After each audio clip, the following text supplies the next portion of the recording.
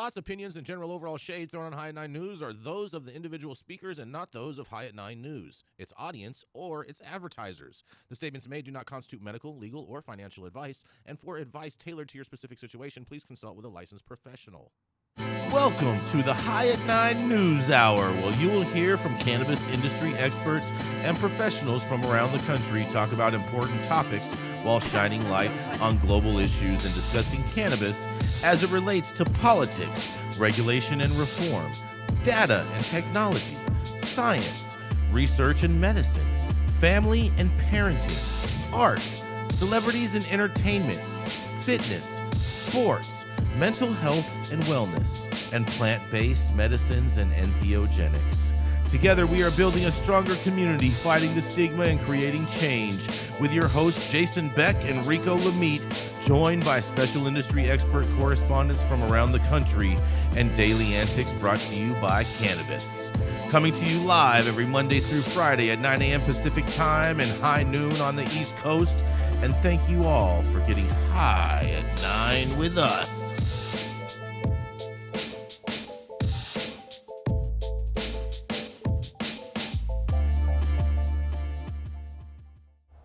Oh, yeah. Good morning, everybody. That's right. It is Monday, February 5th. And today is, oh, man, of course, this is today. Today is National Shower with a Friend Day, you guys. And basically all you have to do to shower with a friend is walk outside today, because I think it's raining across the entire America today.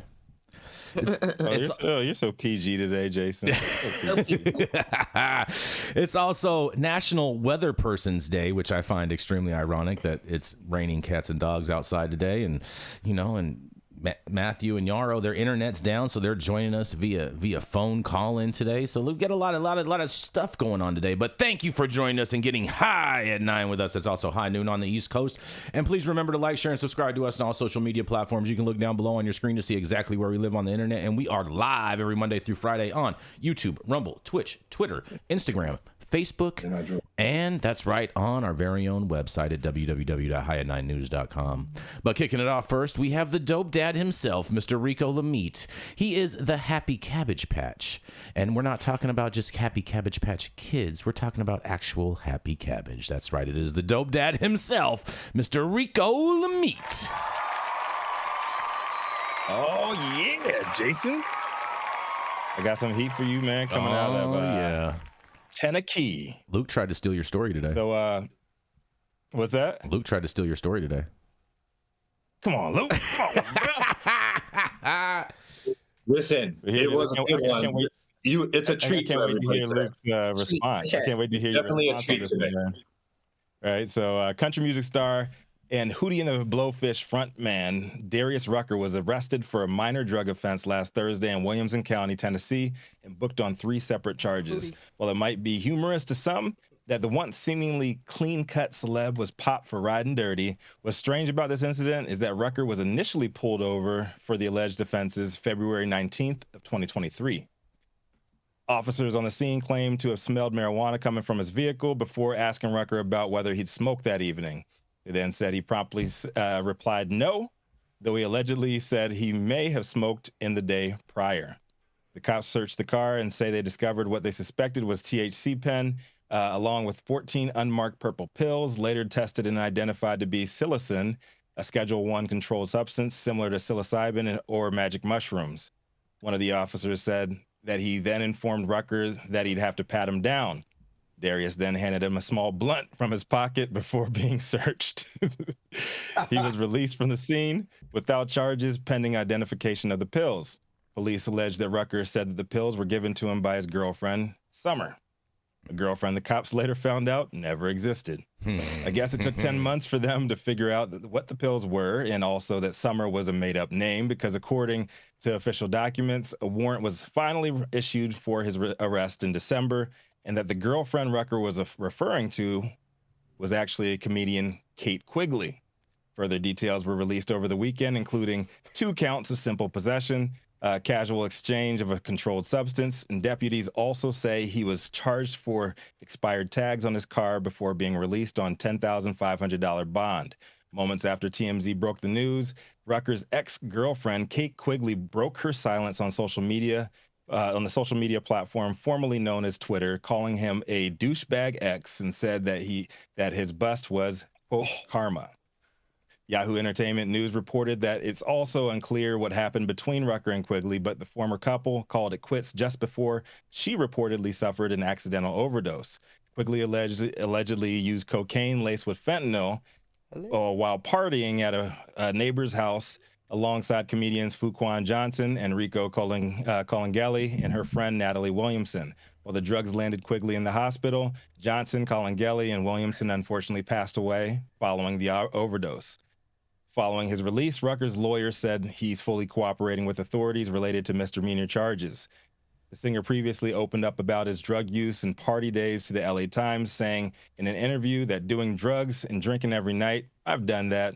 One time we did a 4-day contest to see who would stay up the longest. God, we used to do some dumb stuff. Allegedly so. So far, no other information has been released on the arrest, but given Quigley's response and the delayed move by the cops, speculation is swirling that Rucker may have allegedly been involved with the deaths of the group of Quigley's friends that fateful night. I know more details are still to come, but it's stories like this that's the reason I don't party like I used to. Whether you're an average Joe or an A-list celebrity, you can still score bad batches of whatever. And next thing you know, the folks you care most about are not breathing anymore. We'll keep you all up to speed with any updates we receive on this one. I'm Rico Lamitte, the dopest dad on the street for High at 9 News. Interested in the rest of the team's thoughts. What do y'all think took the cops so long to take Hootie in? Hold on. So he blamed it on Summer. Summer didn't exist. Yeah, he's blaming it on Summer, right? This is alias, his female alias. I just want to know, how come when my ex messes up, I don't get the opportunity to be interviewed about it? Like, wow. I mean, if that happens with me, she's going to be getting interviewed a lot. You know? Very fair point. I think Hootie should remix the old Beer and Sunshine to maybe Weed and Mushrooms or something. Yeah. We got a new remix for you, brother. Man, we do have Willie Sheets joining us in studio live today, normally in the chat all the time as Vermont Alternative has a dispensary out there in Vermont. What do you think about this, Willie? I feel bad for Hootie. Whole lot of bad stuff. You feel bad for him, huh? Yep. Well, I don't know. You feel bad for millionaires, huh? Yeah, I feel bad for the whole situation. None of it sounds real good. Think about it. Like the situation with the fentanyl, of course, we hear that word and we all kind of freak out, right? But what he had in tablets was psilocin, which is just concentrated mushroom extract, and it smelled like weed, right? They didn't actually find weed. Oh, they found a vape. He handed the cop a blunt when he said he was about to pat him down. He pulled a blunt out of his pocket. Ask you if you've been using weed or anything. The answer is no, never. Well, I mean, does anyone feel like this case kind of reminds them a little bit of the Johnny Depp case? Like this is Johnny Depp 2.0? Yeah. It's not a mega pint. Like, what is this, 1994? Yeah. What are you saying, Yarrow? We got Yarrow. Say that again, Yarrow. It's not a mega pint. It's a mega blunt. It's a mega blunt. Yes. It's a mega blunt. And he handed it to them, not because he was trying to buy them off, but he knew the pat down would break his well-constructed blunt. So he was like, hey, man, you might check this in or I might use it to check out. But either way, don't break the blunt. Don't break the blunt. Hold this for me. I'm more surprised that he got pulled over in Tennessee with all this shit on him and did not get arrested as a black man. Maybe he sang to him. Maybe the cop was a country music fan. I don't know. Well, I think Darius Rucker in Tennessee has a few more liberties than most black men. Perhaps. Is that what you guys speculating on? Interesting. Someone has more rights, huh? Yeah. Interesting. I'm just gonna say he would be able to say, I'm Darius Rucker, I'm not black. I just lay out in the sun a lot. He's gonna pull the OJ line. Mm-hmm. Yeah. Oh, if the glove doesn't fit, you must acquit. I'm not black. Isn't Tennessee the state that's always busted Willie Nelson too? If the blunt doesn't hit, you must acquit. That's why he handed the cop the blunt. He's like, blow on this, dog. It doesn't even work right. Now, what they didn't say, Yarrow, is he handed them the blunt, but it was lit. They were smoking it. They were just firing up. It's not a big deal. You know what? I'm willing to bet. I'm willing to bet. I'm willing to bet that he used the age-old excuse and said, "No, this is just THCA, you guys." Yeah, he should have said it was Delta 8. Yeah, Delta 8. Yep. Mm-hmm. Mm-hmm. Yeah, I mean, it's February of last year. Was Delta 8 popping down there? Probably so. It is Tennessee. Exactly. Big time. I think you're onto something. Yes. You have any more thoughts on this Yarrow or Mathieu St. Germain? Just like I said, I think Tennessee's the same state that always pulls over Willie Nelson and busts him for weed and mushrooms, man. They should leave all of these singers alone. So you mean like they should stop create having concerts in Tennessee? Should they create like an artist, kind of like a refugee drug camp, kind of like what they did in Oregon with the city of Chad? I mean, really, the South should just join the 21st century eventually. Come on, guys. Wasn't Chaz? Wasn't that in Washington? It wasn't in Oregon, man. What's Oregon, Washington? I mean, that was Seattle. Yeah, it probably was Washington. It was Seattle. But whatever.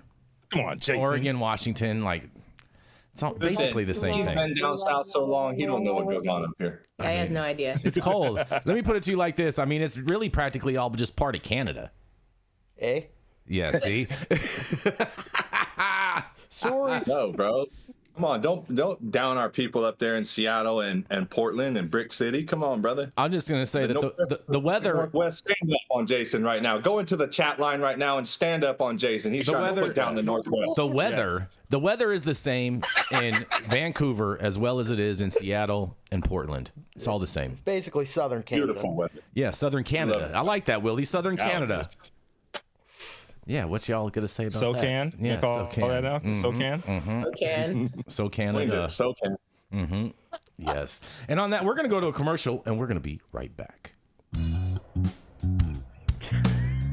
Oh, man, that was weird. Hey, you, America. Do I look like Sean Connery?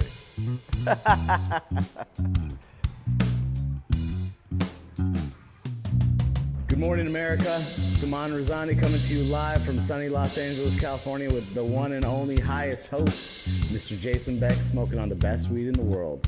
Did you know that we have an audio-only version of our podcast?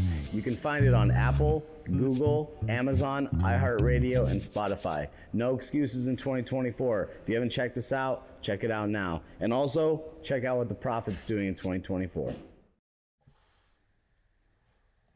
Oh, that's right. He's the highest Republican in any given room, known for smoking the best weed in the world. And this morning, he is joined by Mr. Vermont himself. One has to wonder, is he leaning towards the politics of Bernie Sanders? I don't know. Stop it. I do not know. Willie's actually his neighbor. Yeah. Willie is actually his neighbor, just so you guys know, too. He has a piece of property, just like a couple, you know what I'm saying? Towns. Couple towns? I mean, wouldn't it just be a couple roads, couple turns? A few. I mean, I thought it was all villages in Vermont. Allegedly. Does he seem, in person, does he seem as angry as he always is on TV? I don't know. Never met him. He never met him, but he's his neighbor. You should send him over like a care package to his house, like a little basket. Vermont's a small state, man. We got less people than Rhode Island, so yeah. Oh, man. You see people. Oh, man, Well, I'll tell you guys, you know what? Not a day goes by that we don't love a New York story, because a judge rejects a claim that New York's marijuana licensing cheats out-of-state applicants, you guys. That's right. A federal judge has rejected a challenge to New York State's licensing program for selling legal marijuana, a system two California applicants say unconstitutionally discriminates against out-of-state residents. The ruling on Friday by Albany Judge Annie M. Nardaki may spur New York into issuing hundreds of licenses in a state where most marijuana is sold by. Nardaki said the public interest in letting improperly licensed outweighed concerns raised in the lawsuit. She said the main purpose of the Dormant Commerce Clause, plaintiffs argued, should allow them to access New York's market doesn't apply to the federally illegal cannabis trade. The clause is supposed to stop states from creating protectionist measures to restrict interstate commerce in the absence of rules from Congress. Two companies controlled by Los Angeles residents had sought to a temporary restraining order, better known as a TRO, and preliminary injunction in their mid-December lawsuit. They aimed to stall the state's licensing process while the lawsuit proceeded. Narodaki rejected the request in a written ruling, saying an injunction would follow the illicit store operators who now control the market to continue dominating it as the rollout of regulated licenses to sell cannabis products would be delayed. A lawyer for the plaintiff did not immediately respond to requests Sunday for comment, and New York State Attorney General Letitia James, I wonder if is that the same lady that's prosecuting Trump, said in a statement that she was pleased with the court's decision. Of course she was pleased with the court's decision. In a quote, "This is an important victory in our efforts to ensure that disproportionately impacted communities are given their fair share in legal cannabis industry," James said. The state launched this program in October, saying it intended to grant many of the first licenses to individuals with past drug convictions, and the system was meant to offer people harmed by the war on drugs a chance to succeed in the market before competitors rushed in. Lawyers for the state argued that over 1,000 retail storefronts were expected to be licensed this year, and they maintained that the state's application process allows out-of-state residents to prove that they reside in an area disproportionately impacted by cannabis prohibition. The moves were expected to boost the number of legal dispensaries in a market dominated by the black market sellers who simply operated retail stores without a license, and critics blame New York's slow retail growth partly on bureaucratic issues like delays in setting up a $200 million social equity fund that never came to fruition and help applicants open shops. The rollout also was hobbled by lawsuits on behalf of people and businesses excluded from the first wave of retail licenses. Well. I wonder if this thing is going to stand, and I'm pretty sure that these guys will bring this up to appeal to a higher court or whatnot, but I'm going to digress, and I want to hear what y'all have to say, because New York is just one hot mess. And this is Jason Beck for the High at 9 News. What do y'all think about this? I mean, I would like to make a recommendation that we stop covering New York stories until New York figures their shit out. Just saying. I love New York. I love hot messes. You love New York too, but you guys do have a lot of things going on right now that got to get worked through. Now, forgive me if I'm wrong, but this is painted as her saying, like her being the bad guy, not letting out-of-state people in on this industry. But is it really her just saying that she wants people who have been impacted by prohibition first, and then the rest of the people can come in? No, because from my understanding, these people that filed the lawsuit were hurt by prohibition, but they were hurt by prohibition in Los Angeles, and they're saying that they have a right to apply for these social equity licenses because there have already been numerous rulings saying that state can't create restrictions on out-of-state applicants. And so I think that this is probably going to get re-challenged in a higher court, because I don't think that the judge, because it seems like the judge strictly ruled on this based on the fact that the illicit market has taken over New York, and in an effort for them to open up more licensed retailers. So it doesn't seem like it's codified by any type of judicial credence, so to say. It's just based off of the fact that they want to open up more retail stores in a timely manner. Everybody we've seen these kinds of things. The shit out of New York cannabis. These are people like out of California that are suing them. Yeah, Los Angeles. It says. Yeah. I'm not mad at this. We've seen these kinds of things. We've seen these kinds of things get shot down. I'm sorry. We've seen these kinds of attacks on policy where there's bans on people from outside the area be successful in other markets. And my prediction is that they will be able to get this, because there's this notion that it affects commerce and this and that and the other. The thing is that the historic legacy market was national. There'd be no Brooklyn without Mendocino. There'd be no Humboldt without the tri-state area. And so there was a level of cooperation and interdependency that would lead me to believe that, yeah, you might be able to hail from that borough or that borough, but at the end of the day, I like the notion that Luke brought up, which is like, okay, if you're justice involved, let's look at prioritizing justice involved in a way that gives some preference to those who help pave the way without being so zip code focused. Mm-hmm. We like to use the term justice impacted. Justice impacted. Yeah, and I agree with you, Yarrow. I don't think people should get social equity grants strictly on a zip code. I don't believe in that. I don't believe that just because you lived in a certain part of the city that you were impacted negatively by cannabis. I know people that had no dealings with cannabis, law enforcement, or anything, and they've lived in the worst part of the cities.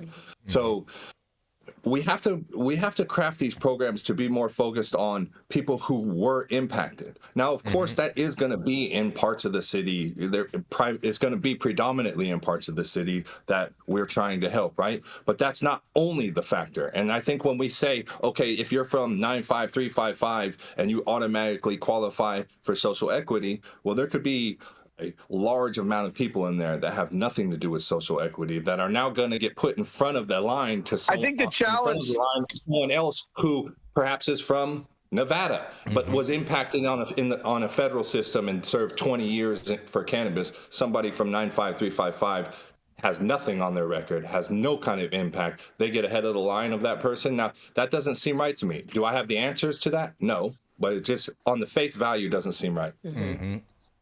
What were you going to say, Yarrow? I was just going to say, I think the challenge and what this notion of zip codes, disproportionately impacted areas, et cetera, was attempting to try to address is the idea that prohibition affected Black and brown communities more than, and communities of poverty, but certainly communities that were Black and brown and indigenous in ways that was much, much greater. And so we know that race-based programs are going to get rolled back through litigation and challenges. And so the disproportionately impacted area was this way of trying to come up with a non-color or race-based policy that ideally tried to achieve the same things, which was to give priority to communities that have been most affected. Yeah, but so Yarrow, like Luke, I don't have the solution. And like Luke, I can't tell you what the better approach is, but like Luke, I agree that there's some real gaps in how that actually is playing out and whether that's actually helping the people who deserve to have a head start. I mean, but Yarrow, don't you think that it could just be based on the fact of people having past convictions? I mean, wouldn't that just make it a whole lot easier? Just saying the only way you can apply for social equity is if you have a past conviction. Yeah, but then what about the stepson of somebody, or what about the aunt of somebody? You know, so it should probably extend out into the families of people who've had past convictions, and then there's I'm not necessarily like for all that. One removed, child or parent, like immediately impacted. You know what I'm saying? Not like three generations down the line. It could be like your biological child, your stepchild that you raised and were. If you have financial responsibility for that child, you're saying, man, right? Yeah. And this is also. I'm saying that those prisoners are in affected families, and so yes, I agree. If it's your second cousin 3 times removed who lives in, you know, that's different. But the war on drugs did affect families for sure. 100%. I don't think anyone's trying to discredit that it disproportionately affected a large number of families across the country. We talk about this all the time, but social justice and social equity are not the same thing. They are not the same thing in this industry. When we talk about social justice reform, when we talk about becoming eligible for licensure and being able to get back on the track of creating some kind of wealth for your family, we're looking at those that have been directly or one generation removed, impacted by the justice efforts in enforcing not having access to this plant. So if you are a child or a stepchild of someone or a direct parent, like that makes absolute sense. And I'm not talking even if you serve time. I'm talking about if you were charged for anything, your life was impacted at some point. You had to hire a lawyer, you had to go to court, you had to do all these things. Even if you were found innocent, it was still a massive burden to you. Well, that's an interesting perspective, Mandy. That's very interesting. If you're saying that as long as you were charged in a crime, whether you got a conviction or not, you're saying if you were charged with a crime. Yeah, conviction should be irrelevant. The charge in and of itself is a burden. I mean, I agree with her going through the. I agree. You agree with that, Yarrow? I do agree with that, because going through the criminal justice system is a sentence in and of itself. The uncertainty and ambiguity, the time away from work, having to dress up, peeing your pants either before, after, or during your court appearance, not getting to be able to go to sleep at night, having that one family member say, "I told you so." I mean, it is not a zero consequence process, and so the notion that it would have to rest on a conviction is too narrow. Absolutely. I mean, listen, I have had a situation where my bank account was completely levied and I never got that money back. I've had that happen. I never was found guilty for anything. I just never saw that money again. Yeah, I mean, they still take money. And it was life changing. Like, it was a life changing amount of money. I believe that. Matthew, there's a lot of different ways, Jay, to be justice impacted, and and it absolutely does have to extend to, I would say, at least the immediate family. You know, because you have situations like, for example, you have Robert Deals, who's an Air Force veteran who's serving a 18-year sentence in federal prison right now. His daughter is on the street right now. She's looking to be involved in the industry. So under certain rules, Robert Deal's daughter wouldn't be able to qualify for social equity under certain states because it's not her who was directly impacted, right? But I would argue that Robert Deal's daughter and the daughters of any parent who has been incarcerated behind cannabis, those children actually serve the heavier burden of the sentence. Like, listen, we are grown adults. We go into prison, we make our decisions, we're responsible for what we do, we handle our business, whatever. Kids didn't make those choices, and they have to go through daddy-daughter day and recitals and all these things without their mom, without their dad, and they have to navigate life, and they often end up back into the system. It's a vicious cycle of mass incarceration that ends up happening, and that is the part that has to stop, because if we only focus on one minor part of the person who has been impacted and we don't look at all the collateral people and all the peripheral people that have been impacted by that person's life, and of course we can't just go all the way, like you said, third cousins and all that nonsense, but absolutely a son or a daughter, a mom or a brother, father, whoever, that had to really deal with the burden of the incarceration. I think that they absolutely should qualify for social equity. And anybody in the military, I know we don't have like a lot of these programs crafted for people that get kicked out of the military or who be court-martialed into the military for possession of cannabis and use of cannabis. I know a bunch of guys who have had that end up happening to them. So my heart goes out to them. And we need to fix that too, because we can't just leave people who put it on the line for our country off to the side when we're talking about social equity and justice impacted, because they have been too. So, you know, that's my rant on the issue. I'll let somebody else jump on. And we're going to keep this rolling. Mathieu St. Germain, are you still with us? I'm here. St. Germain all right. Still lives. All right. We're going to roll right on into Mathieu St. Germain. He is the count of all counts, who happens to be immortal, who is a funny time wizard and loves to hang around with the little pranksters that run around Sonoma County. That's right. It is none other than Mr. Mathieu St. Germain. Thanks, y'all. I'm up here in Northern California, surviving the flood, right down the street from my brother Yarrow. Yeah, I've got an article here that's pretty cool. It's about the Rhode Island House panel weighing a bill that would temporarily legalize psilocybin. So lawmakers on Rhode Island's House Judiciary Committee considered a bill on Thursday that would effectively legalize psilocybin mushrooms in the state. temporarily, weird, removing penalties around possession, home cultivation, and my favorite, sharing of psilocybin until mid-2026. The proposal from Representative Brandon Potter would not establish a commercial retail system around the psychedelic, at least until after federal reform is enacted. Until then, it would exempt up to an ounce from the state's law against controlled substances, provided that it has been securely cultivated within a person's residence for personal use or is possessed by one person or shared by one person to another. I love this. So this measure is identical to a bill that passed the House last year, but the Rhode Island Senate did not move forward. I don't think it was that long ago that if I were to put a proposal like this forward, it would be thought of as very controversial, Potter told the panel on Thursday. But I think it's become much more popularized and people are well aware of it, especially when you see just like the abundance and overwhelming amount of clinical research and medical science that is promoting the effects this has on people. So far, judiciary committee members have not taken formal action. Instead, they are receiving public testimony and having several question and answer periods. Quite frankly, if it were up to me, it would already be passed, but after a lengthy dialogue with the Department of Health, it was made clear that without looking for federal permission at some point, there wouldn't be support for an eventual enactment of a controlled medical process of how this would be legally prescribed. Fast forwarding down here, one lawmaker, Representative Thomas E. Norris, said he voted against last year's bill and is planning to oppose the current bill too. Drug-facilitated sexual assaults are on the increase. Huh? He said, also pointing to a brand new university study that says sexual assault and dating violence, 90% of all campus rape occurs when alcohol and or drugs are used by a victim or assailant. So those are my objections to increasing that. You know, this just goes, it basically goes on to say Colorado and Oregon, as well as Oakland and other places have been decriminalized this.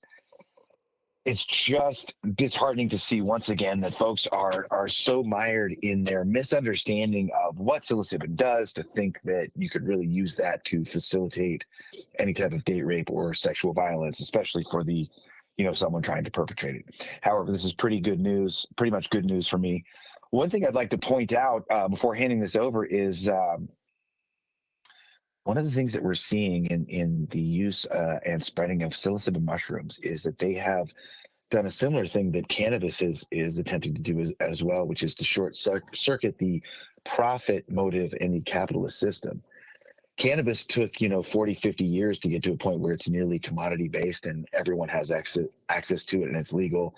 Mushrooms followed the same arc in about a 2-year time period where they went from $700 to $1,200 a pound to nearly impossible to sell for any price, at least out here on the West Coast. And I think that's another important thing to take note about mushrooms is they're urging us to get away from fear, get away from the profit motive, and get into our humanness, our family-ness, our generativity with each other, and our sharing.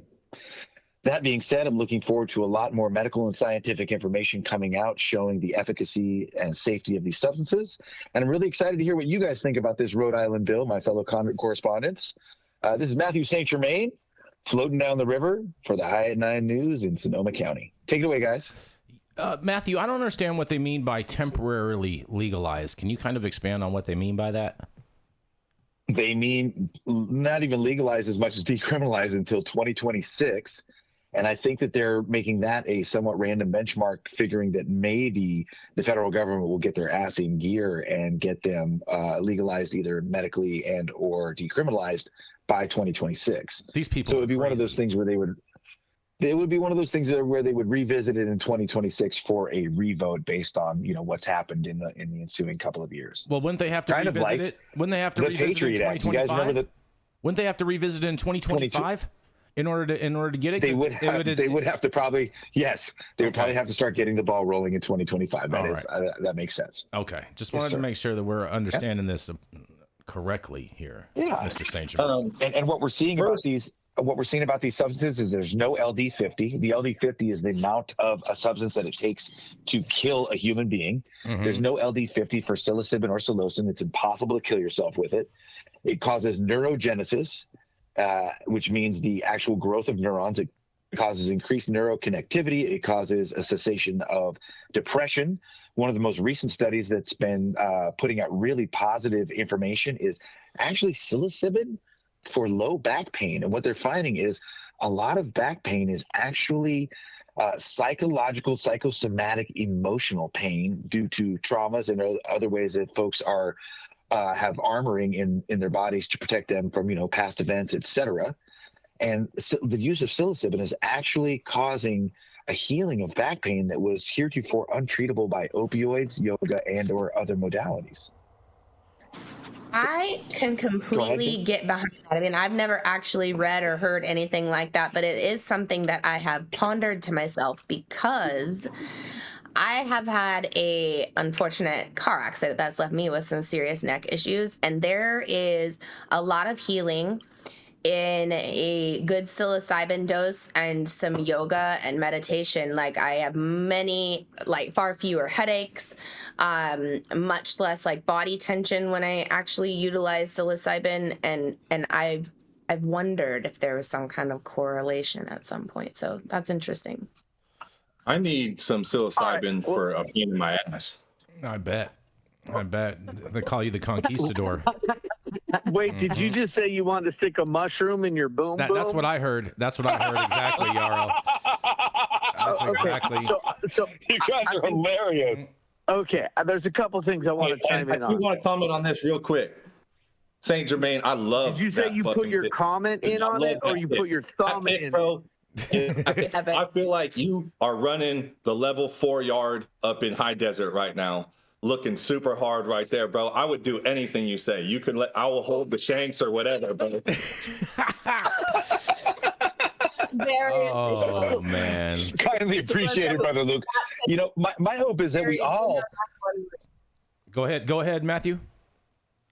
Oh, I was just going to say, my hope is that we all continue, as many of us are emotionally and psychologically grounded and able to access these substances in a way that is, safe for all. We continue to access these while remembering they're not the thing in and of itself. They're like the magic feather that Dumbo used to fly. They are a tool to point us to the greatness that is within ourselves, to help us release ourselves from fear, remember that we are a human family, and begin to navigate on this planet in a more equitable fashion. Because like I keep harping on, I think we can all see that the current mode and system is not working. In case in fact, I spent the entire New Year's Eve, boy, did I do a lot of mushrooms. And all I was pounded with is, how do we make class consciousness and class struggle fun and approachable, and not another one of these cult of personality murder trips like it keeps happening? Because what we can really see is so many of these things that are being put in front of us: Democrat, Republican, you're gay, you're straight, you're Christian, you're not, you're black, you're white, you're Mexican, etc. These are all impediments to our unity. And when we really begin to unify and we begin to see that we are a human family, some real important and logical precepts make themselves known. Number one, there's a group of folks that stole just about everything, our birthright of our resources from this land, and have continued to hoard them and not share them for the past couple thousand years. We need to find a way to reach and approach those people so they can begin letting everyone have a seat at the table, so that we can stop the constant murder and warfare. And if I'm wrong and the current system is working for you, well, please let me know. But what I see is the current system is not only not working for myself, it's not working for nearly every single person I know and every single person they know as well. When we dial this back, man, we're all from here. We are all a family.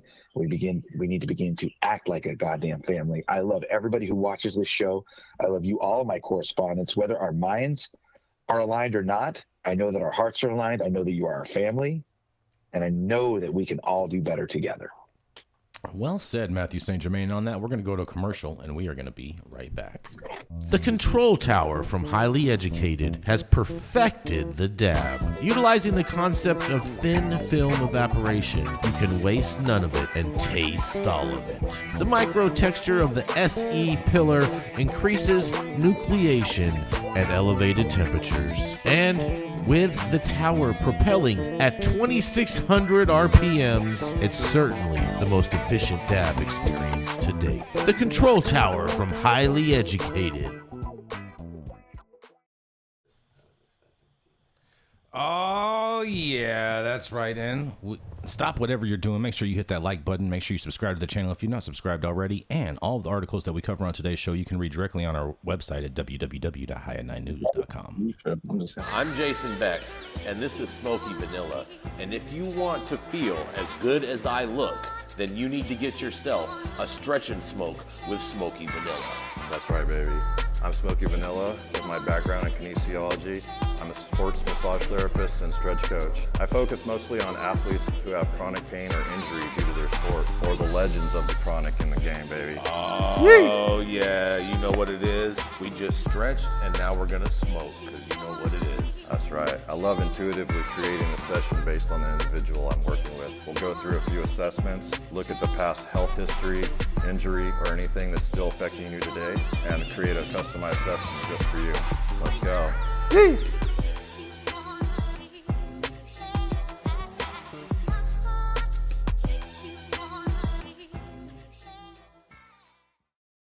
Oh, yes. Coming up next, that's right, it's the happy couple. That's right. We have Mandy and Luke. Are you guys delivering your story together? You know it, baby. Oh, we got man. Carmen Sacramento and Outlaw. Oh, yeah. We got a double dose for you guys. Coming up, we have Miss Mandy Tingler and Luke Scarmazzo. So today, guys, we got a story that's coming out of the feds, and I'm going to go ahead and give you a little dose of it. Headline reads, the DOJ seeks White House approval for updated marijuana pardon certificate form under Biden's expanded proclamation. Wow. Remember the proclamation that meant nothing? Okay. We're going to expand that to more of nothing. More nothing. The Justice Department is seeking White House approval to update its data collection process related to marijuana pardon certificates that it's issuing under the president's recently expanded clemency proclamation. In a notice published in the Federal Register on Friday, DOJ's Office of the Pardon Attorney said it's requesting authorization to gather information about people who are applying for pardon certificates under the proclamation President Joe Biden issued in December for those who've committed federal cannabis possession offenses, including cases that took place on federal lands. And don't forget, that also includes attempted possession for all of those people who have the attempted federal possession. Yep. The department has already been collecting data on certificate applicants in the initial round of pardon recipients under Biden's earlier 2022 cannabis pardon proclamation. But it needs the White House office management and budget to authorize additional information gathering under the expanded clemency move in order to, quote, provide statistical analysis of the demographics of pardon recipients and applicants. I can provide that for him. No. A 60-day public comment period will open starting on Friday for interested parties to provide feedback on the practical utility of the request, the accuracy of its estimated burden of the data collection, and possible improvements to the proposed process. It says the second proclamation expanded the statutes of conviction eligible for a pardon, the circumstances under which eligible persons have been pardoned, and the time frame covered by the pardon, the notice says. Hold on, babe. Did it say it expanded the charges that were qualified? It does. Go ahead. Consequently, the numbers of persons eligible to apply for a certificate proving the pardon has also increased. Importantly, there is virtually no change to the burden that an individual applicant will incur, DOJ said. The applicants will continue to be asked about their citizenship, the court that had jurisdiction over their case, and demographic information, for example. The filing says that it expects to take an average of 120 minutes for people to fill out the pardon certificate application and provide the necessary information for their requests to be processed. People who are eligible for these pardons don't need to apply for a certificate. Relief is automatic, but the administration wanted to give individuals an opportunity to have it formally documented if they desire. Department was quick to open the updated applications and has already begun issuing certifications. Hold on, time out. So what they're saying is these pardons automatically happen. That's what they're saying. And they're creating this whole form process and hiring people to oversee it and creating the creation of this form for nothing. I mean, just so somebody can have a certificate.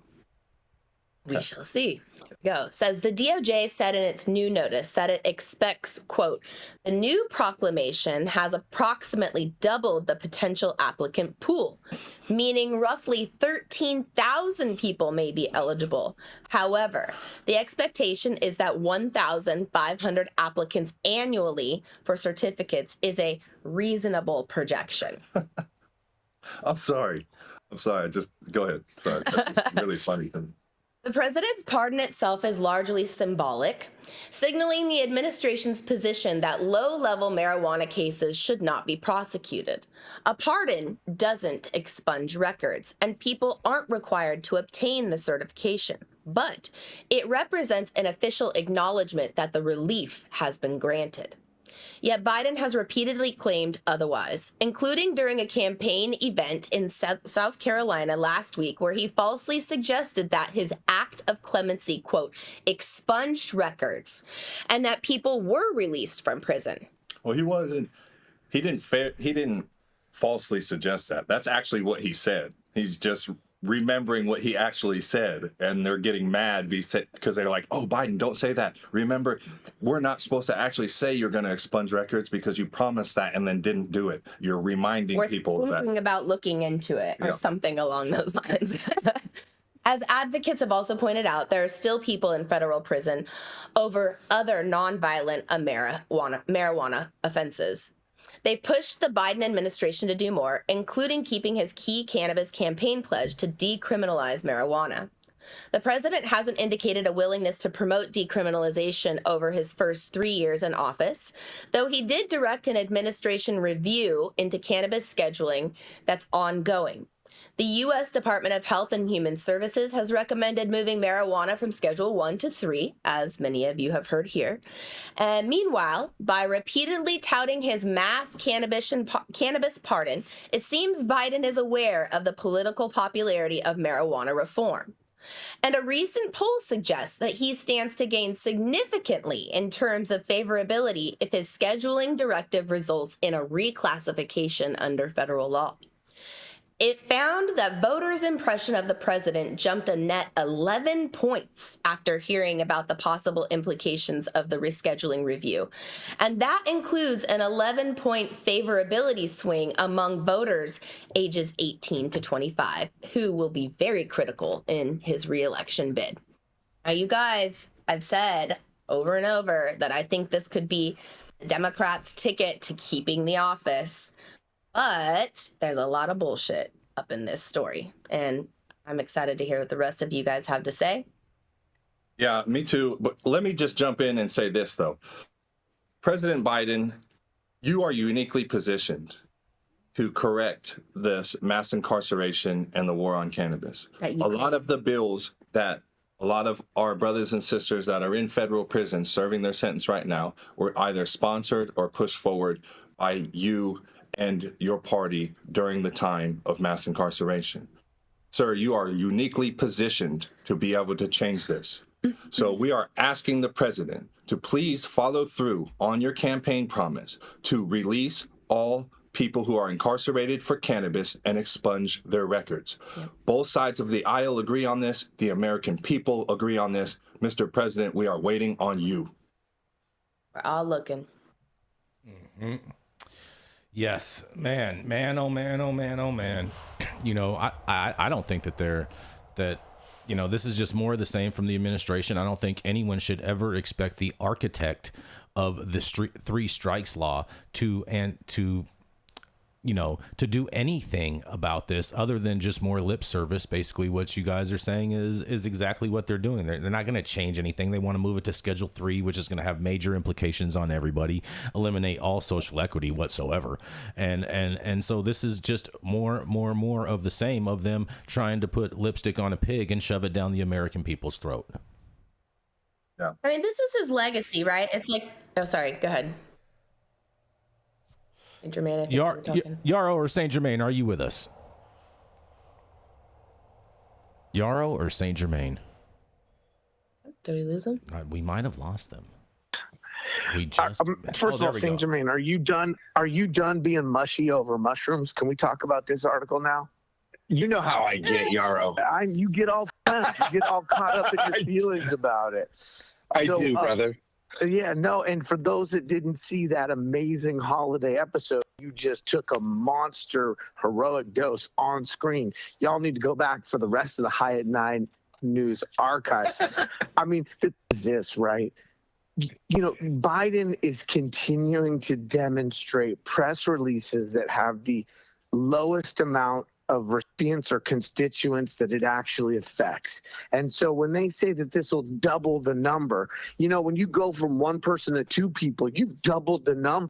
And when you're talking about thousands instead of hundreds of thousands, you're still nibbling around the edges of what it takes to truly create some change and to address what's already happened. And so my challenge is, first of all, if the certificate does not include gold foil around the edges, then that would be a real problem, because I think all certificates need a little gold foil, right? And so I think the certificate should read, "My dumb Democratic president continued to pander to the optics, got a certificate as a result." And I hope that the certificate also includes a bumper sticker for the parent that says, "My son was, got the certificate from dumbass Biden." You're killing me. Oh, man. Can you imagine? You know, I'd like to use this as just a total, to use a chess move, to make a zugzwang totally sideways, to say, why don't we all vote for Robert F. Kennedy? He's got a platform based on drug decriminalization, home ownership for the American people, closing military bases overseas, restoring equity to the American economy, voluntary vaccination instead of mandatory vaccination. I could go on at length. Also, civil rights and respect for indigenous Americans, and finding ways to make reparations both to the Black, brown people of color, as well as the American indigenous communities. I don't agree with everything the dude says. I think he has some wacky ideas, but one thing I'll tell you is he's a real, honest human being who cares about the environment, has a decades-long track record as an environmental lawyer, and cares about America and Americans. Everybody go to Kennedy 24, look up his platform, listen to CNN and MSNBC and Fox News, the corporate media on both sides that want you to vote for two wings of the same shitbird that's going to continue to use social issues to give all of the money and resources to the landed wealthy class. Look at Robert F. Kennedy, look at his platform, find if you agree or disagree with him, and make an appropriate decision. The brother is already almost polling at 30% in the race versus Trump and Biden. Not only could we use his candidacy to help the American people, we could use it to begin crushing the two-party system and creating something more along the lines of a fair and open system that works for all Americans. And on that, the question is, can anybody from a family with that legacy be for the common man, right? Like, I would like to vote for somebody who is not from the ruling elite, right? And I just because I can't debate the merits of his plan because I haven't read all of his positions yet. But I'm still going to talk some smack at High at 9 News. That is my role and function. And so the question is, he came from the greatest Kennedy is the one that's 3 or 4 generations dead, which was the bootlegger, right? And then they became presidents and attorney generals and sexual assaulters and people who, ran vehicles off a road and people died, but they didn't get in any trouble. And I just want to know, like, has this Kennedy ever struggled to cover a power bill? Has this Kennedy ever known what it was like to not be able to buy something in the grocery store that their child wanted because they couldn't afford it? Has this Kennedy, like a grape, like a person, like any plant, has this Kennedy ever had to struggle in order to create character, grit, and resolve, and to understand what the typical plight of the average American is? Well, we can start with the fact that his dad and uncle were both murdered in front of his face when he was still in single digits as a child. His uncle was murdered for wanting to disband the CIA and dismantle the military-industrial complex. His uncle his father was Robert F. Kennedy, was then murdered in order to continue the cover-up of John F. Kennedy's assassination, and because he also wanted to attack the same military-industrial state as well as the mafia and the CIA. And again, I get it. We don't have somebody of the people who's broke AF and up there running because of the way our system is created. But if you look at Robert Kennedy's history, he started the River Keepers Alliance. He started the Ocean Keepers Alliance. His actions are directly responsible for rivers and oceans and coasts around our country being cleaner than they ever have been before. He is directly responsible for an uptick in the health of average Americans who live near these resources.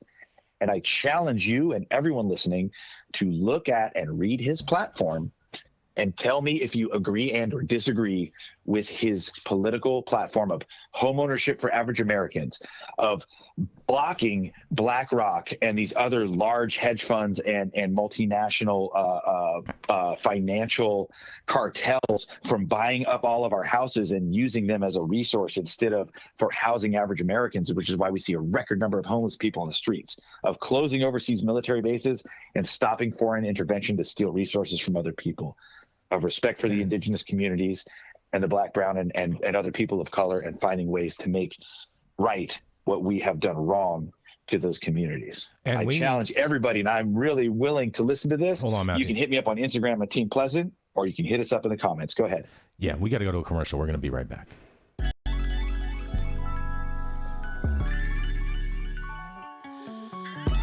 Get ready for the 20-year anniversary celebration of the Emerald Cup. The Emerald Cup will be held at the Henry J. Kaiser Center for the Arts in downtown Oakland, May 4th and 5th. Get your tickets now for best pricing. Cannabis categories include flower, pre-rolls, solventless concentrates, solvent concentrates, cartridges, edibles, topicals, tinctures, and alternative cannabinoids. So enter early for your chance to be a winner at the 20-year anniversary Emerald Cup competition.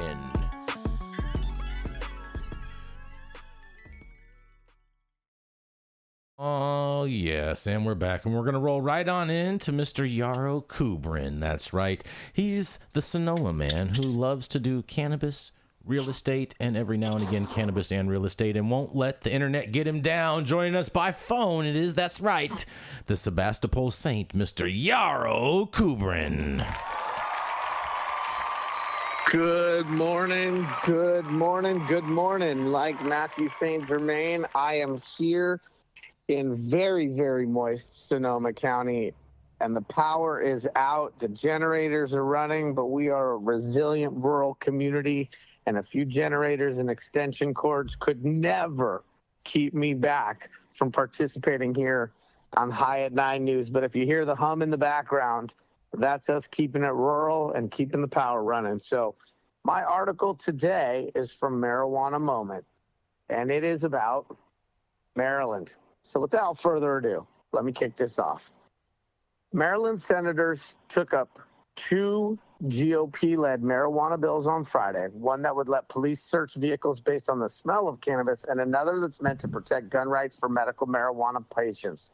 Members of the Senate Judicial Proceedings Committee discussed the legislation during a hearing, listening to testimony in support and opposition, but did not vote on the proposals. Senator William Folden is sponsoring the bill to authorize law enforcement searches based on marijuana odor, a measure he says attempts to correct a wrong, an error that the legislature made when it passed reform legislation that was enacted last year to specifically prevent such searches, given that the state has legalized marijuana.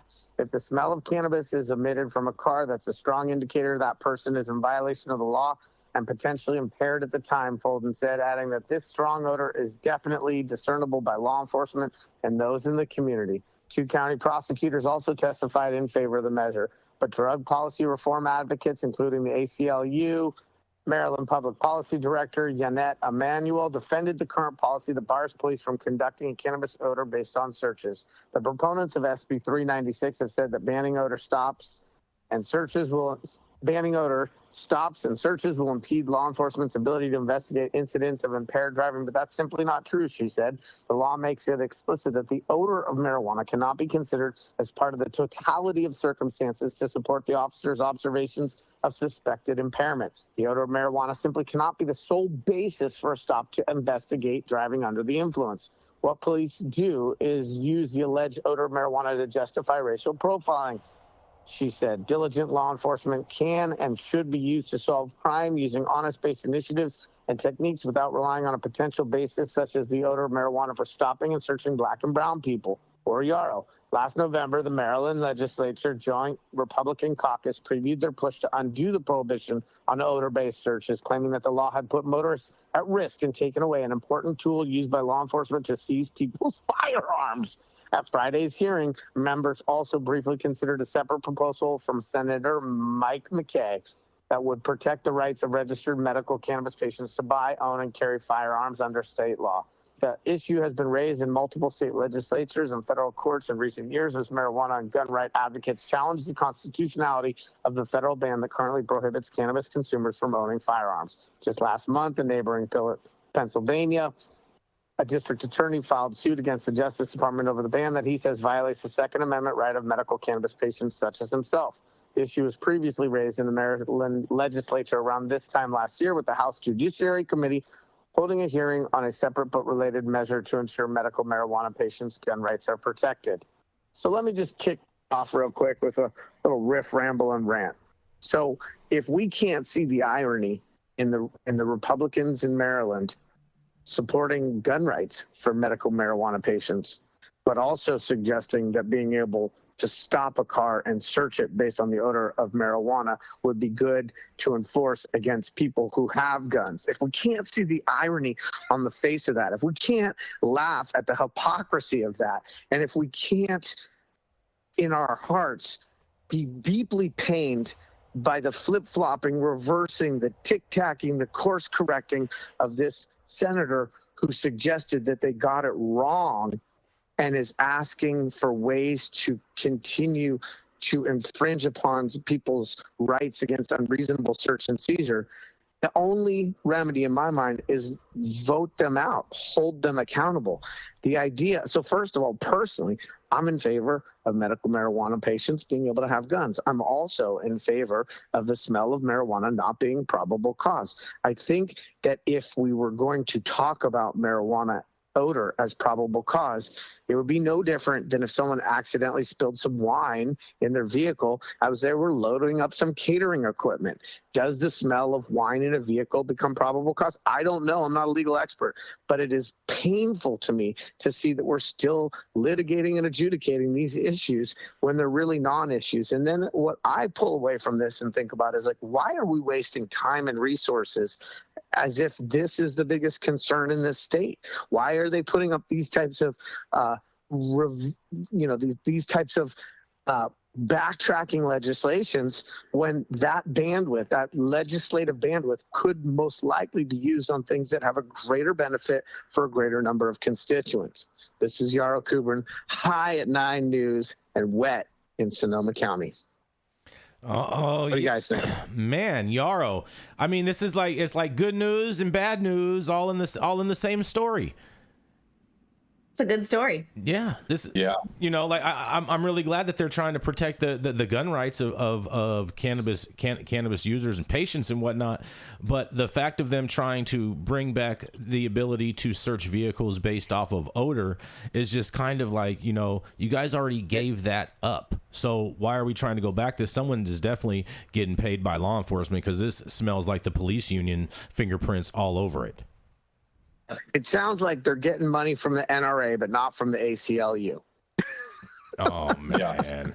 And you know what's sad in this situation, and Yarrow, you hit it right on the head on saying, like, don't we have better things in this state to focus on and to use our resources on? But one of the saddest things is that the tool that law enforcement uses of being able to say, oh, I smelled weed in a car or in a home, and then being able to enter it and then search, and then usually ends up in an arrest, and usually of a black or a brown or a poor person, is one of the most racist and prejudicial and tools that law enforcement used in profiling during the whole war on drugs. You could get, in my experience growing up in Modesto, you could get pulled over for anything during the 90s and your car smelled like weed. Mm-hmm. And you were on the curb Yep. And everything was getting taken out of your car. And that was a common tactic that law enforcement used all the time. So please, please do not get this wrong on this and roll that back to implement another tool for people who are still drug warriors and still have racist tendencies to be able to use that to harm the community. That is not something that is a benefit of the community. There's a reason that we stopped doing it. So please do not roll that back. But everything else, I'm with it. Our gun rights should not be affected if you're a cannabis user. That has no bearing on your right to bear arms. Mm-hmm. And let's take it a step further. If expungement does not include the reinstatement of the Second Amendment right, then expungement doesn't go far enough. I'm sorry, Biden, but your little plaque and certificate, if it does not reinstate someone's Second Amendment rights, if somebody can get convicted for cannabis at 18 years old and at 78 years old can't go duck hunting in the Sacramento Delta with their grandchildren, then we have not gone far enough. And when I think about this law here in Maryland, and I think about them reinstating odor as probable cause, what I think about is not just the impact to people in vehicles, people who didn't likely deserve to be searched, and people who are going to pick up funky little charges and piece of shit cases as a result. I also think about the cost to the taxpayer when it comes to training the next wave of cadets and the police force in Maryland. Are they still going to train them on odor as probable cause? Are they still going to pay for their Belgian Malinois and German Shepherds to use the smell of marijuana as a reason to bark? Think about all of the downstream expenses that get put into this pipeline of training our men and women in blue, and all that gets allocated towards doing that merely to smell something that is legal to possess within that state. Mm-hmm. The underbelly of the cost of the war on cannabis. Agreed. I agree with both you guys on this. And in essence of time, we have one more story for you guys. Oh yeah, can we bring our favorite gun to work next Monday? Yes. Are you? Fuck yeah, yes. dude. Are we doing the Mathieu St. Germain, the most peaceful, loving gun nut you've ever met? Yeah, I'm gonna bring my favorite. See, gun even Mathieu St. Germain is with this. Yeah, even Mathieu St. Germain is with guns. I'm not around any guns. We know that. We know that, Luke. We trust. Luke, you can have a paintball gun. Yeah. I would not be surprised if Mathieu St. Germain's boomstick. I would not be surprised if Mathieu St. Germain's boomstick is etched and engraved with mushrooms along the side of the barrel. Oh, what a good idea! Oh God! All right, you guys. I'm going to close out with this last story for you guys. You guys, everyone's been wanting to hear about this. Okay.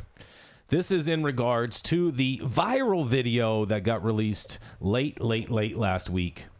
Because there was a viral video highlights how non-payment is sinking cannabis businesses. And just for disclosure, we do have the video, but because the video was not legally obtained, I don't believe that we have the rights to play it. So we're not gonna play it.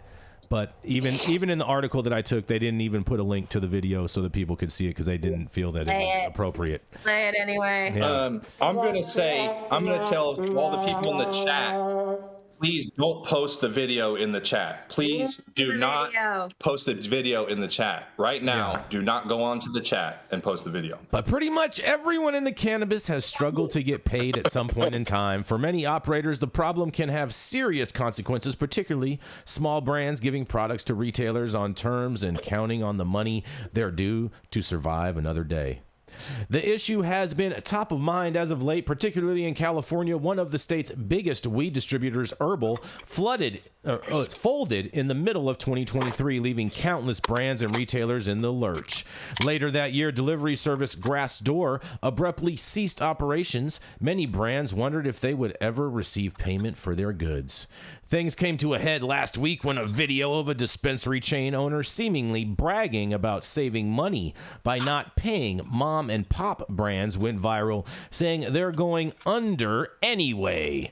The video, which was likely taken and dismantled without consent, could have been taken out of context. However, the manner in which the operator was speaking struck a nerve with the cannabis community, especially at a time when family farms are going under and towns in the Emerald Village are on the brink.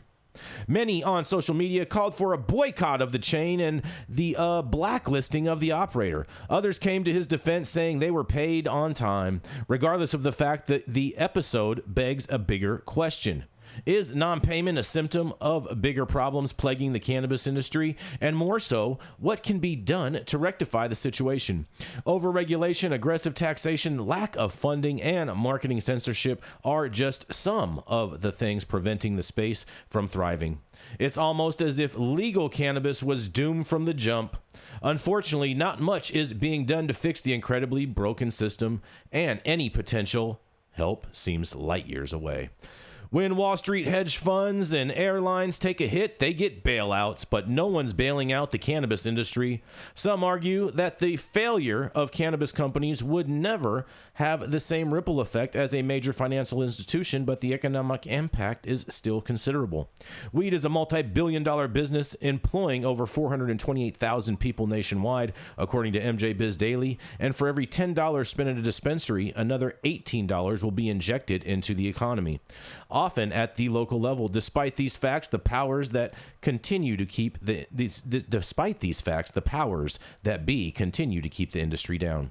There's no excuse for not paying people, but perhaps if the cannabis industry were designed to succeed, this problem wouldn't be happening. If so-called mom and pop brands were set up for success, retailers wouldn't be banking on their closure to save a buck.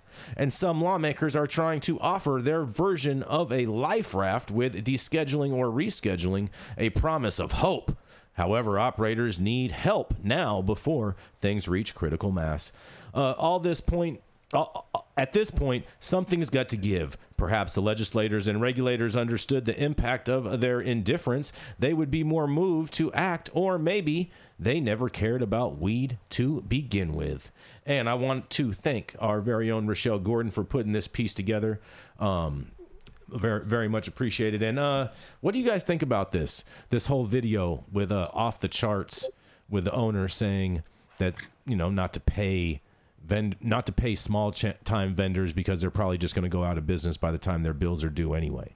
What do you guys have to say about this? Man, it's just proof of what we've been seeing happen all along. Mm-hmm. Go ahead. I watched that video and I was like disgusted with it. It was almost like watching like a movie and watching like an evil Disney villain or something, like talk about how they're going to just, destroy the village. Yeah. Mm-hmm. You know what I'm saying? Like, it was just sick. It was just sick. To have an individual like that at the helm of a company only tells me what that culture of that company probably is, because in most companies, the culture is top down. And when you have an individual like that, that is causing suffering and preying on the smaller companies and preying on the smaller businesses and hoping that they go out of business so that he can steal their inventory. That is despicable to me. And not only is that despicable, it's not a form of business. You're just a thief. You're not a businessman. And your whole company is a bunch of thieves, if you ask me. So that's my personal opinion on it. Anybody who has any association with that company or any dealings with that company should immediately cease, because you see the underbelly of what the company looks like. Luke hit the nail on the head, right? And it's a way of thinking that I also agree with, which is like the fallout for people who are affiliated or do business with this company will likely be extreme, and anybody who has interest will likely want to distance themselves in a very meaningful way. There's no way in God's green earth that that video can be taken out of context. There is no alternative context. Let's be really, really clear about that. Now, I did business with this person when I was the director of real estate at a previous cannabis development company, and he was not challenging to work with. He was professional, but we didn't have any reason for him to want to bite the hand that was feeding him as we were giving him retail eligible locations, right? So everybody's on their best behavior when they have the reason to be on their best behavior. But I think Luke really, really touched on it, which is There's no way. There's no way that anybody can afford to be affiliated, because this is the kind of thing that only happens in regulated cannabis. In unregulated cannabis, this guy would not be here to talk like that. He would have been taken care of. Somebody would have done something related to some IOUs, and this guy would have had some serious repercussions and consequences. And so probably the reason why we can't post the video is because it looks like it was taken from security footage, internal, from a conference room. That's but correct. There is no way this can be taken with any other context other than the obvious, based on the words that are coming out of this person's mouth. And so this person said the quiet part out loud. They revealed who they are, how they approach the industry, and what they really think. And unfortunately, for anybody who's doing business with him, I don't think this one is going away in a 24-hour or 48-hour or even 1-week news cycle. And I think the people who do business with this company and with this person are going to be forced to distance themselves. And I don't think that that's a terrible thing, because, again, I think in an underregulated or unregulated industry, this guy would have got his ass beat and then some. Now, Yarrow, just to play a little bit of devil's advocate, because you said there's absolutely no way that this could be taken out of context. What if prior to he was actually telling a story about someone else? You would not waste your time with 6 people around a table, all on the clock, running your business in a conference room to tell stories. Okay. All right. Fair enough. That's not the nature of the video. He actually quotes money, actual dollar amounts that they saved. Yeah. Mm-hmm. The other thing too, when I first heard the video, when I watched the footage, you know, of course I'm deeply rooted in championing women-owned businesses, right? And something that is very interesting and telling is I don't know a single women-operated company in cannabis anywhere in the U.S. or beyond that it is considered, you know, big. They're all small operated companies. And last year, when we threw the very first California Cannabis women's competition, we had 35 brands submit. 35. This year, less than half of those businesses are still standing.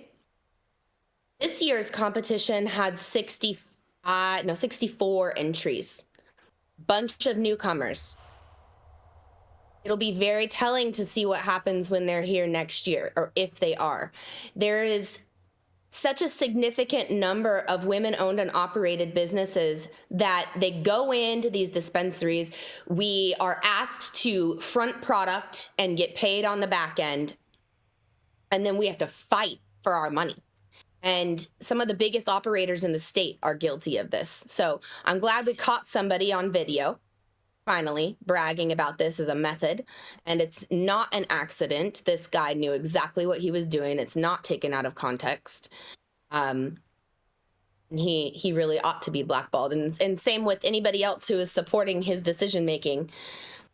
To sit on camera and not even on camera, for he didn't know he was being videoed, but to sit there and to brag as that being one of your methods of maintaining your business, deserve to lose your business. Interesting. Any final thoughts? It's the free market, Jason, right? It's the free market. It is the free market. It is the free market. I think the free market would, but at the same time too, I don't think that the average cannabis consumer that shops at retail stores is paying attention or even has this on any of their radar to begin with. And so that you are correct. But I will say this, it's not the average cannabis consumer that's going to have the effect here. It's all the ancillary businesses around off the charts. So all the brands, all the distros, all the cultivators, everybody that has a tie to them, that's where the faucet, excuse me. All right, so I have cut off. Well, I have one more question for you then, Luke. If it's going to get cut off that way, let's kind of just play this out a little bit. If let's just assume that OTC is paying its bills, and so let's just for the sake, because in the video they say that they pay their top 30 brands or whatever, the big ones that they know that are stable. And so I assume that in your comments you're referring to these 30 type of brands to pull their resources from their store. Am I correct on that? Personally, every single brand that messes with Off the Chart. If you are a brand that is being paid by Off the Charts, while other women-owned, minority-owned, and small businesses are having their throats cut at your benefit. At your benefit. Please stop doing it. Please stop feeding that machine, and please separate yourself from nefarious business like that. It's not a good look. So I have a question. Stand by your fellow operators, please. So I have a question, Luke. Would it be necessarily the smartest thing to do in the distributors, in these different distribution companies that would be bringing these different 30 brands or so to retailers? Hold on. Would it be in their best interest if OTC is one of the paying stores for their brands when not paying vendors is happening across, all retails across the state? I hear what you're saying, and that's absolutely a consideration that would be made, right? But also, you have to understand that he said he's paying the top 30 brands, which is the big dogs, right? The big dogs can afford to not mess with off the charts. Yeah, the big dogs are getting money all over the state. You can afford to not mess with off the starts and take a stand. Put 10 toes down on this issue and take a stand, and the rest of the community will be behind you. Yep.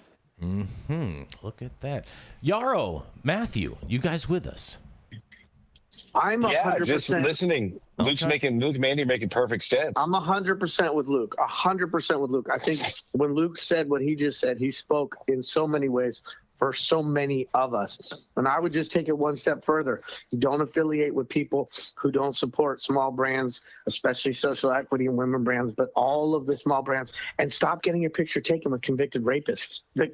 The industry needs to expect more from the people it does business with. And we have to have a set of standards. Standards are the minimum glue, the mortar between the bricks that hold us together. And people have to ask themselves, what are their standards? And if their standard is just about the dollar, and so they do business with this company, that says too much about them. And I agree with Luke. I think he said it perfectly. And I will say this, in OTC's defense, they did come out with some type of comment on social media afterwards saying that they would be paying all of the brands that they owe money to. So ultimately, hold on, it's going to get better. So if you are a small brand that has not been paid by OTC, make sure that you reach out to us. And maybe we'll put together some type of story in regards to that. If that ends up happening to be the case, because we want to make sure that that small mom and pop businesses definitely get their money and what is deserved to them. We know it's a very, very tough market out there, and inflation doesn't help. And the CEO of Off the Charts. If you feel like you were taken out of context, then come on High at 9. Yeah, and you're more than welcome. Yeah, you're more than welcome to come on. We'll do a special little thing in regards to that. And we'd be more than happy to have you on if you wanted to do that, as well as give us permission to play the tape. So then that way you can have the proper propers on That's everything. How you were taken out of context. Exactly. Yeah. Well, on that, we are going to close out today's show. Thank you all so much for joining us. High at 9 News, America's #1 daily cannabis news show. Thank you to all of our sponsors, our correspondents, and Yarrow and Mathieu St. Germain and Adam with the technical support over here, figuring out a way to get Mathieu and Yarrow to join us today, seeing as how their internet is out because of this big old storm that we're facing. And so, thank you all. Not our internet, our power. Yes, it's our the same electricity. Same thing, Yarrow. Yarrow, what you got to do, you got to hop the fence and run an extension cord to your neighbor's electricity. Yeah, they're all out. No, the whole thing is out. Yeah, they'd have to run an extension cord to like 3 counties down. Exactly. Yeah. No, but thank you guys all. We appreciate your time, and thank you all for getting high at 9 with us. It's America's #1 daily cannabis news show.